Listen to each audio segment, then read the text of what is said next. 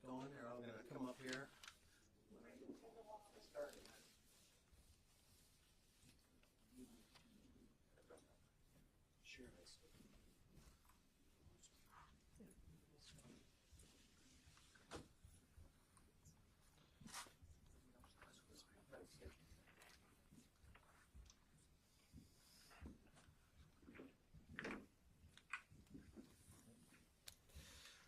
Well, thank you for coming. I know you're all as tired of seeing me at the podium here as I am at being here, because it usually means something bad has happened, but this is a good thing that has happened in light of a terrible thing, and that's the community coming together to express their shared commitment to standing firmly together against hate, however it rears its ugly head. Before I get into that, I know a lot of folks in the media are seeking videos or pictures or things from the case.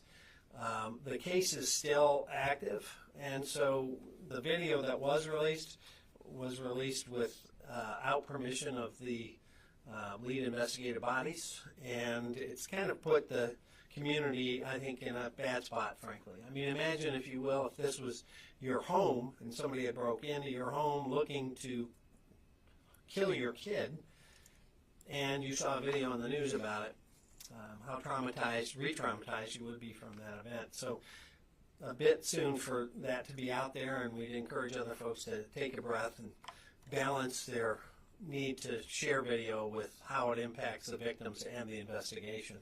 I know that the temple put out some pictures of their own under their control. That's their building without faces. That should be their process at the moment if they want stuff. The evidentiary photos, the body cams and stuff, that ultimately will play out over time as it would in a traditional case. And so no more of that should be coming out in the immediate future until the FBI makes a formal determination of a number of things. As you know, and we talked about this before, the FBI and U.S. Attorney have different boxes they check as it relates to whether they call it a hate crime or terrorism based on certain things. I can call it terrorism as a person because it terrorized the people in the community. It terrorized the families and members of that temple. It terrorized the staff and people at large. You know, I saw the looks on their face. They were terrorized. I hugged moms and dads. They were terrified and terrorized. Legally, that definition will come from the FBI and the U.S. Attorney's Office.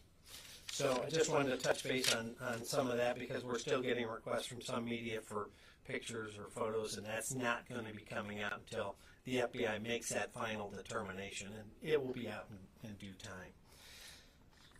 Second, kind of a reset. So it seems like, to me, that anti-Semitism and anti-Semitic behavior has become normalized.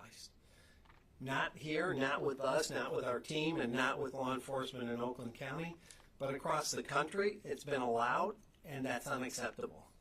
You know, you see kids at colleges getting yelled at and bullied and even physically assaulted simply because they're Jewish.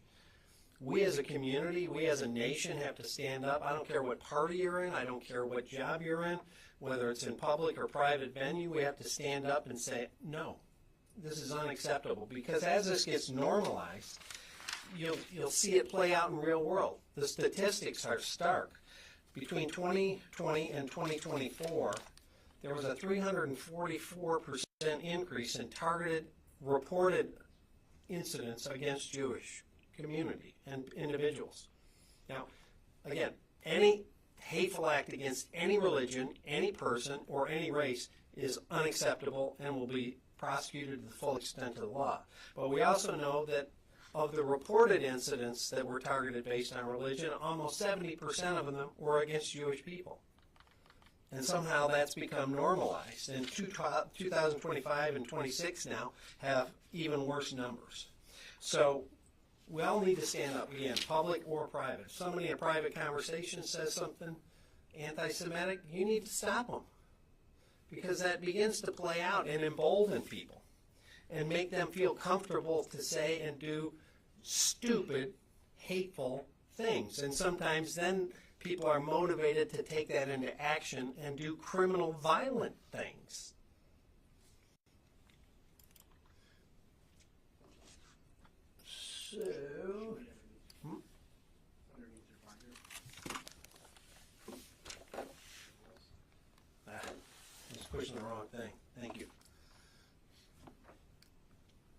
Okay, I'll let you push it.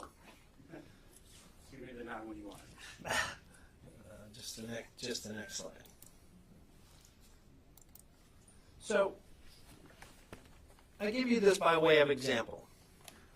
Some pond scum felt empowered and emboldened enough to put this picture of me up to try to threaten and intimidate me, which of course he didn't do because I signed up for this.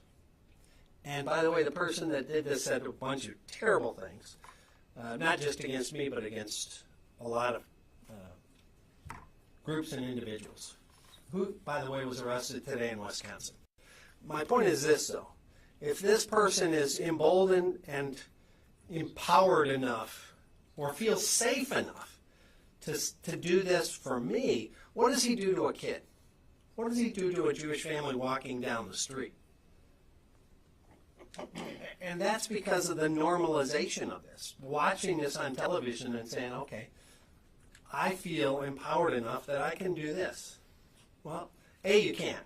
And B, if you think you can do it to somebody that's in law enforcement, again, what are you going to do in an alley or in a street to a Jewish family or a kid walking down the street? We say no. We're drawing the line. One of the most chilling things that I saw many, many years ago is I saw a picture of police officers in Germany that were helping arrest Jews to send them off to their deaths. And that has stuck with me ever since. That was 20 years ago. And this picture shows a police officer that said no and he was put to death. My point of showing this is normalization is like the frog in the pot story, where it starts off and the pot is sitting on the stove and it's cool and you drop the frog in and you slowly turn up the heat and all of a sudden the frog is boiled and didn't realize it happened. This heat has been slowly turning up, and the absolute vitriol against the Jewish community has been ramping up over time to the point where people look at this and say, oh, that will never happen here. They probably said that there. And we all collectively have to say no. And that's why I'm so proud and happy to have all the folks behind me from interfaith, from a variety of faiths. Doesn't matter what faith you are, you're represented here. And again, all these faiths have been targeted by hateful people, but we're talking about what happened recently and the statistical percentage of targeted attacks against Jewish people. So where do we go from here? Excellent. As you saw earlier, House of Worship training, you can scan that QR code. We did that in December of last year. We're offering it again now. People can go and sign up, and we're going to provide that training at no cost based on the number. We're going to pick a venue that will accommodate that. Obviously, our first accommodation is going to be any facility inside of Oakland County, but we'd like to accommodate anybody that's interested in the region, so that will be based on the facility and sign up. The second thing we're going to continue to do is communicate and partner. Our partners, Wes Bloomfield, Chief Young and his team, and all of the agencies in Oakland County. You saw over 600 police officers come to that event. We're even getting complaints we sent too many people. Let me be clear. If we got people in risk, we're sending whoever we need to send, and we're going to take care of the situation and the threat, period. And if you think we sent too many people, turn off the TV. We're going to send what we need to send to stop the threat, protect the people, and make sure the situation is made safe. We're going to continue to do that partnership. As I said, before this attack happened, we were texting and communicating, and we're going to continue to do that, prepare and communicate with our safety and security partners in the different facilities. As I said, on Tuesday, I had texted Danny at Temple Israel with some information, and we're going to continue to do that going forward, because you have to have that communication so you're all on the same page. So tragically, if something shows up at a door, we all know how to act. You saw that play out in real world. Not only did the safety and security team there act according to their role. The staff marshaled the kids and did their role, and then law enforcement hustled in to do their role, which was to stop the threat and evacuate the innocent. We're going to continue to do that. We also are going to make very clear we have zero tolerance for threats. After Oxford High School shooting, we got inundated with all sorts of threats, bomb threats, shooting threats. And we track them down. If you make a threat against a facility or institution, that is a crime, and we will fine you. Zero tolerance. And the most important thing that I'm going to close with, if you see something, say something. Because the only way we get in front of these is someone tells us they saw or heard something. There's a thing we call leakage. There's usually some precursor that someone sees or heard. And it has to be shared robustly. And we have gotten in front of things in the past. We actually stopped a 6-year-old with a gun on the way to school after a parent told us that their little kid had heard about a threat. So we can get in front of these things if we share information. And we'd rather check out 100 nothings and miss one real deal. So that's going to be the watchword going forward as well. There will be continued communication about the case specifically with us and Chief Young and the FBI. So that you'll get in the near future, as this continues to play out with the specific language and those kinds of things. At this point, there's nothing to lead us to believe there was anybody else involved or any secondary location. So we have no information that anything specifically is at risk or as a target, but we will continue, all of us, to collectively provide extra patrol and response to houses of worship across our region. With that, I will kick it over to anybody that would like to has a statement from the faith community or the temple, and then we'll take questions at the end.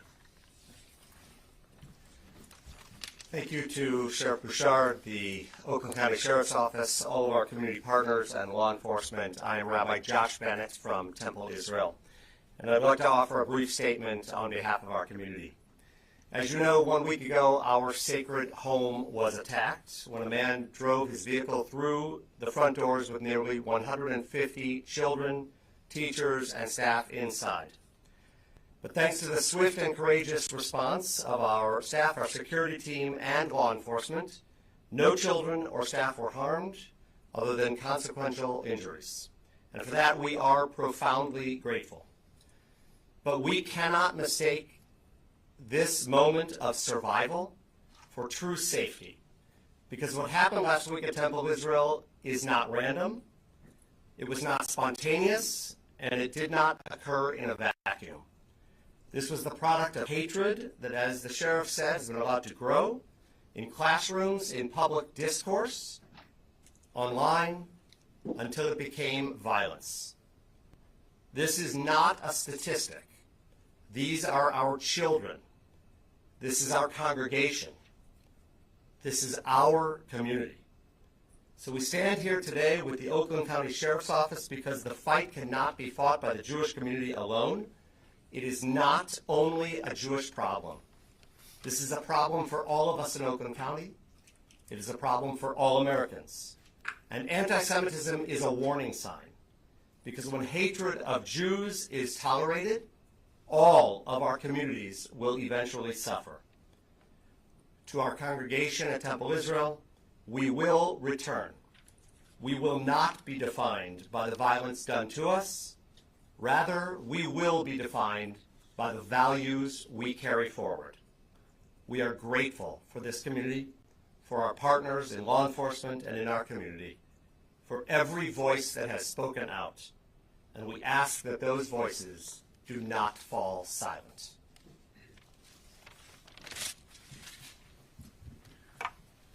My name is Stephen Ingber. I'm the CEO of Jewish Federation of Detroit. I have two things to say. First and foremost, thank you. Thank you to all the law enforcement officers, too numerous to name, who are willing to give their lives for our children. And the other thing is, I want to say, we need your help. We can't continue at this pace. We can't continue having Jewish houses of worship desecrated. We can't continue to have anti-Semitism rise at the level it's rising. And we, as Jews, as 2% of the population, can't stop it ourselves. We need each and every one of you to do your part. You all have a role in this. If you don't all stand up, this will only continue to get worse. Call out anti-Semitism where you see it, when you see it. There's no small joke. There's no small, oh, that was just something for one person. This is plain and clear hatred against Jews. It must stop. And you all must be a part of it. Thank you. Good afternoon. My name is Steve Mustafa Al-Turk. I'm the Imam and President of the Islamic Organization of North America and also co-chair of the Imams Council of Michigan. On that devastating day when Temple of Israel was attacked, I got a call from one of our congregants early in the morning when that happened, and I immediately contacted my co-chair in the Imams Council and other imams to prepare a statement condemning such an act. I will share just one passage from that. Imams Council of Michigan condemns shooting at Temple Israel in West Bloomfield. Islam teaches that all places where God's name is remembered deserve protection. The Quran reminds us, had God not repelled some people by means of others, monasteries, churches, synagogues, and mosques where God's name is mentioned, much would surely have been destroyed. Quran 22:40. Regardless of what happened, we stand, the Imams Council of Michigan, in full solidarity with all people impacted by the event, today's event then. In times like these, our shared commitment to peace, compassion, and mutual protection must prevail over hatred and violence. And my statement today on this occasion, first and foremost, we thank Sheriff Bouchard and his team for protecting our communities and to continue doing what is necessary to keep us safe. In today's political climate, we are witnessing a disturbing surge in hate speech and hate crimes around the world. From anti-Semitic attacks to Islamophobic rhetoric, the forces of division are growing louder and more dangerous by the day. Yes, as people of conscience, we must not lose hope or surrender to despair. Now more than ever, we are called to remain focused on unity, not division, on love, not hate. We must be the light that pushes back against the darkness. This means standing in active solidarity with all marginalized communities. It means speaking out when we witness bigotry, whether against our Jewish neighbors, our Muslim brothers and sisters, or any group targeted simply for who they are. In a world that often tries to divide us, let us be a force of unity. Let us challenge anti-Semitism, confront Islamophobia, and replace fear with understanding. We are called to support one another, to build bridges of understanding, and to live together in peace and harmony. Our diversity is not a threat, it is a strength. Our shared humanity is greater than any force that seeks to tear us apart.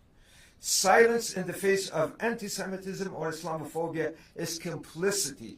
We must speak out whenever and wherever we see hate. Whether it's in a synagogue or a mosque under threat, we show up for each other. Solidarity is our greatest weapon. Thank you.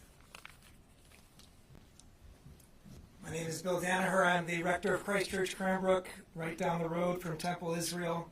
I am grateful today for the wonderful law enforcement that has been done in the leadership of Sheriff Bouchard.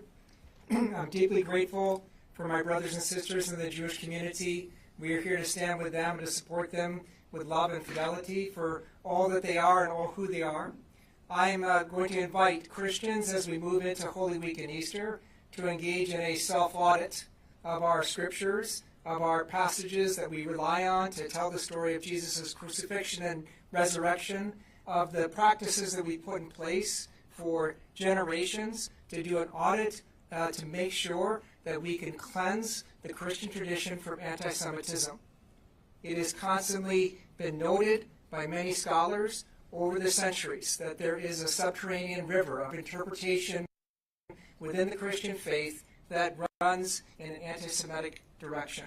And as we celebrate the death and resurrection of Jesus Christ, I want to invite Christians everywhere to engage in that careful audit of our basic beliefs. These beliefs, when they are rightly interpreted, see the world as a place where God is redeeming all things, sees the world as broken and beautiful as it is, as a place of hope and faith and love, sees each person as made in the image of God. I invite Christians everywhere to engage in that careful self-audit so that we can stand and interrogate our own beliefs so that we can stand against this rising tide of anti-Semitism.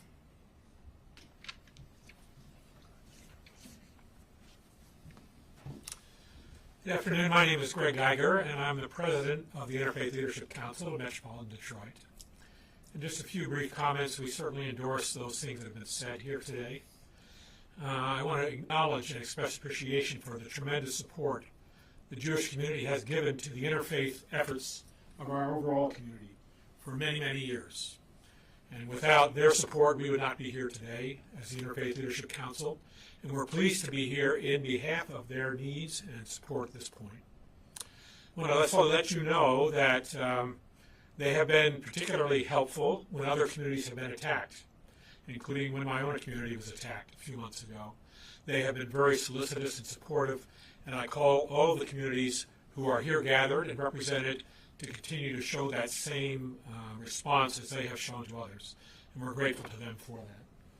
The Interfaith Leadership Council stands for bringing together people of common values, to understand those, to look beyond the differences in language, heritage, beliefs, to see the underlying values that actually connect us together as human beings. And we have ways of helping people to see that if they will come and work together with us, because it is seeing each other as individuals, as human beings, however you couch it, as brothers and sisters, however we think of the relationship that bears us together. Those are the things that connect us as individuals.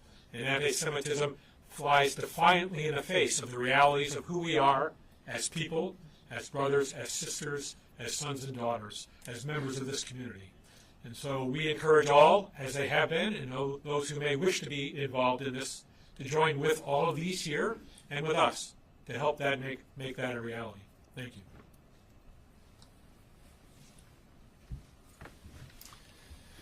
Questions? Yes. How are the repairs going at Temple Israel? Is there an update on that? And how is the security guard doing? Thankfully, all of our security guards are doing well. Danny himself is recuperating at home, and he will make a full recovery. Our building is currently under a restoration phase, and we are actively 24 hours a day doing the initial stages of restoration, and then we'll move to a rebuilding process. There's a lot of work to be done. As you probably know from the videos that were released, the sprinkler system after the initial event went off and was running for hours, so we have an enormous amount of water damage, smoke damage, but we are actively pursuing that work right now. Thank you. For you, how are you bringing comfort to parents? I know you said you guys will return and not let this stop you from just moving forward. How are you guys bringing comfort to parents? First of all, we are so lucky. We have had an outpouring of offers from mental health counselors, mental health organizations around the world who are reaching out to us. And we are currently developing a plan for the long-term future, which is going to take care of our families, our students, all of our staff. In the immediate aftermath of the events last Thursday, we have established a robust program of mental health. Actually, right now, my team is actually with a mental health provider offering care at every level, from our staff to our parents to our families around the community, and we're going to continue to offer an ongoing mental health routine so that all of us can return to a sense of normal, a new normal. What is the best way the community can help support you guys? Our website, www.temple-israel.org, will soon have a volunteer program offerings, so anybody looking to help out in future offerings to our community can go there. We also are beginning the initial fundraising campaign for a rebuilding process. And if anybody just wants to reach out to our team, you can call us. Our number is still operational. Our address is still operational, so people can reach out to our team. And Cassie Cohn is our Director of Development. She'll lead you to both volunteer opportunities and fundraising. This would be for either Sheriff Bouchard or whoever else wants to answer, but I know the Jewish Federation and some other members of the community were in D.C., it seems like earlier this week, advocating for more funding for security for all houses of worship or nonprofits. Have you had any conversations with any lawmakers about that, and what would you support when it comes to that? 100%. As you know, I've been head of government affairs for Major County Sheriffs of America for many, many years, and I've already been communicating with a number of lawmakers about things that we think would be important to think of going forward, funding, and also equipment. Every time we see something happen anywhere in the world, it informs us on maybe training gaps or equipmental gaps. We had those. We had a gap, air apparatus. We obviously sent over 60 police officers to the hospital with smoke inhalation. This is the second house of worship that's been attacked by fire. That's not lost on us. We can't wait for that fire to go out. We can't wait for fire to go in because they can't go in while it's still an active threat. So we have to be able to go in without having to come back out for a gasp of breath and then go back in. So, we're seeking some Scott Air Packs, so we plan to deploy them in a variety of our equipment and vehicles so we can quickly hand them out. Some of the officers did borrow them. In that one video that did get released, you saw what looked like firefighter coats and Scott Air Packs. Those were police officers who got it from their brothers and sisters in the fire service that gave it to them to go into the building. But we don't want to take it from them because they may need it after, we go from hot to warm zone. So that's just one example. There's other things that we've been communicating with. I've actually reached out with my government affairs staff and asked to have a Zoom call in the very near future with our two U.S. senators, Peters and Slotkin, and also with Representative McClain, one of the House leaders, so that we get Republican and Democrats on the same phone call and maybe get some support for some immediate equipment. There was some equipment that we could have used there. We know that Haley Stevens has put in a request to get a mobile command center. We thankfully, the Chaldean community jumped in, threw open their facility at Shenandoah. They did an amazing, not just open their hearts, but their buildings. But, that again showed us that we didn't have a mobile command scene on site that could handle all of us having those immediate needs communicating together in a facility built for that has both cellular and satellite that can get downlinks and all those kinds of things. Our mobile command is 26 years old. So, we found ourselves in the parking lot in Troy when they had an active shooter threat, standing in the parking lot, trying to, come up with immediate action. So there's equipmental needs that need to be met, and we will partner with not only the Jewish community but all communities to make sure that we are better prepared. Every time we face something, we figure out what did we do right, what do we need to do better. And just like a football team, you can always do better. And that's our hope with both training and equipment and deeper partnerships that we get there. And the unique thing about Oakland County is in this very room, I called all the chiefs together after an attack in Mumbai and said we need to train together and have more equipment together. And we did that in this room and created an organization called OCTAC that regularly trains all of the police officers, and now we brought in our fire service partners so that we can do that training. That's unique to this county.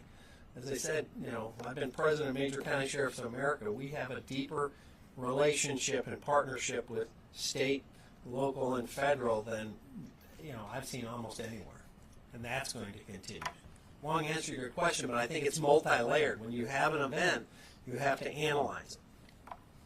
Renelle Greer with the Jewish News. I have a question about some practical suggestions for saying something.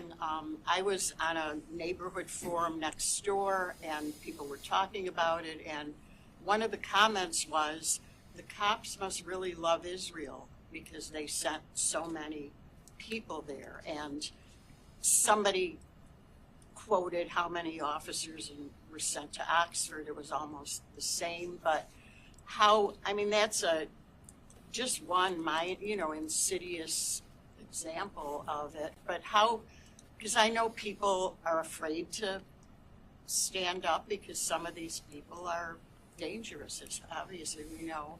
So can you give some practical suggestions for what the community can do when they read things like this, hear statements? When they read things like that, it's hard, but keep going. Don't read comments.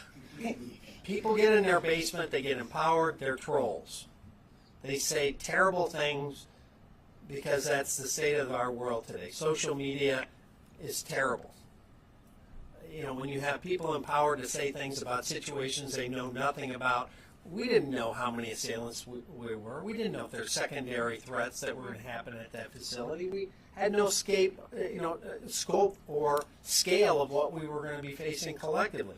When everybody showed up at Oxford, which also was here, I was super glad that everybody came. I'd rather be saying, okay, we're all set, you can go back to what you were doing, than say, we still need help and we can't do what we need to do. I mean, which would you rather have as a community? Us to be over-prepared or under-prepared? If it's your house and your kids are trapped in that and somebody wants to kill them, would you rather have us send too many or too little?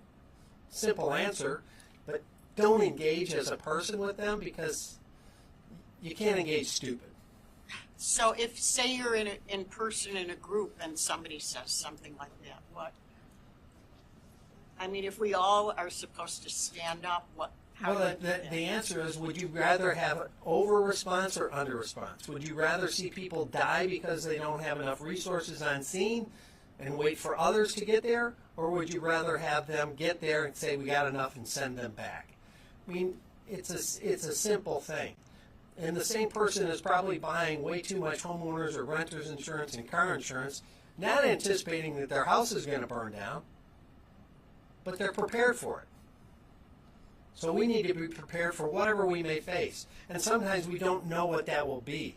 We try to look around the corner and see what the threat may do or how it may adapt, and we have to adapt and evolve to be able to meet it. After the Virginia Tech shooting, I ordered bolt cutters put in our cars because that attacker had chain doors. So we try to look around the corner and we try to come prepared with as much and more than we need. We can always scale back. And if people don't like feeling that safety net, they can move to a less safe county. Okay, one other question.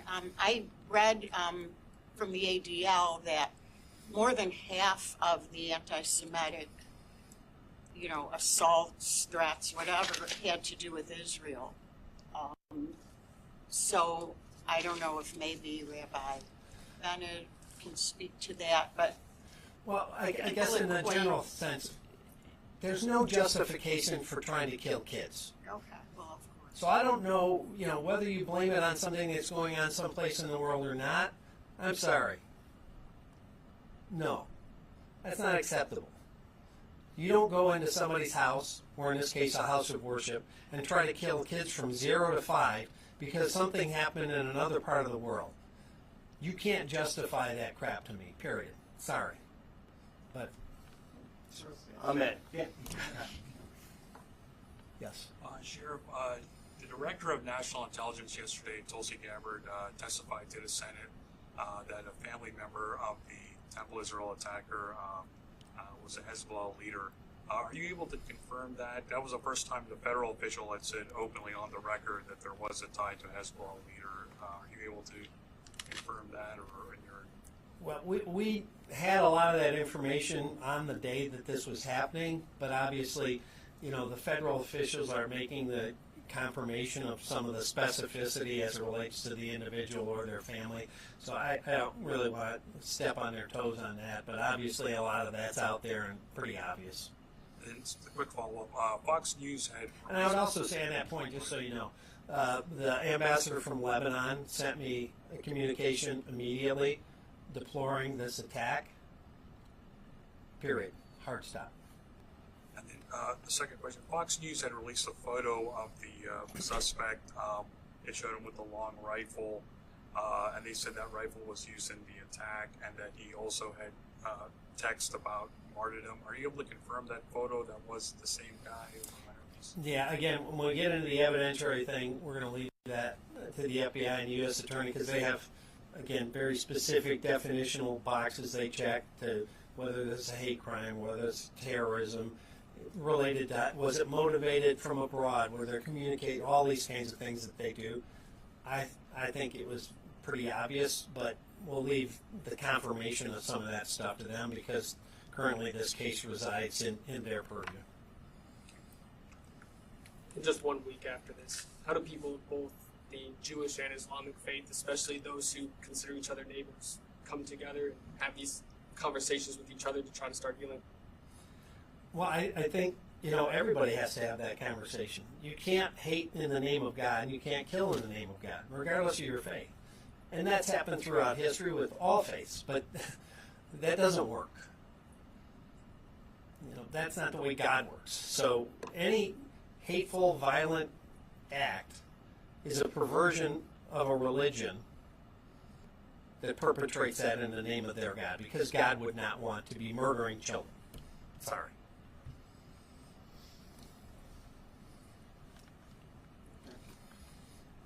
Thank you, Sheriff. Thank you.